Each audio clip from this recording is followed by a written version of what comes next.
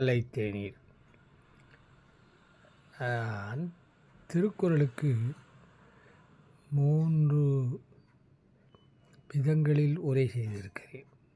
சாதாரண ஒரு வரி உரை, ஒரு வரி உரையுடன் கூறிய விளக்க உரை, அடுத்தது கவிதையில் ஒரு உரை என்று 3. அது இல்லாமல் திருக்குறள் கடலில் தேடிய முத்துகள் என்ற அறத்துப்பாலின் ஆராய்ச்சி, திருக்குறள் தேன் சுவை கதைகள், திருக்குறள் 133 திருக்குறள் தேன் சுவை கதைகள் என்றெல்லாம் பண்ணியிருக்கேன். ஆனால் திருவள்ளுவர் விருது எனக்கு கிடைக்கல. காரணம் என்னென்னா, நான் அதுக்கு முயலலை. நிற்க இப்போ இன்னொன்று செய்யணும். 4வதாக ஒரு உரை செய்ய போகிறேன்.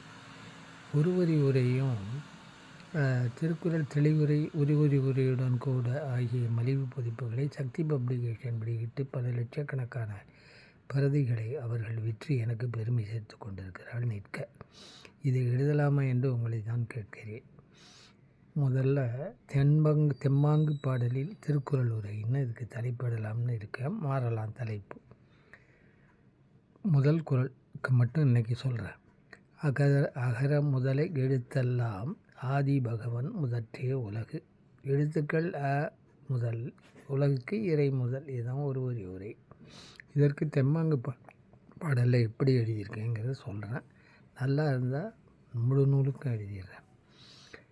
ஆனாதாங்க எழுத்துக்கெல்லாம் முதலு, ஆனாதாங்க எழுத்துக்கெல்லாம் முதலு, அதுபோல் ஆண்டவன் தான் உலகத்துக்கு முதலு முதலு. ஆனாதாங்க எழுத்துக்கெல்லாம் முதலு, அதுபோல் ஆண்டவன் தான் உலகத்துக்கு முதலு முதலு. நன்றி, வணக்கம். உலகன் தொலைக்காட்சிக்காக ஆசான் செந்தமிழ் செழியன்.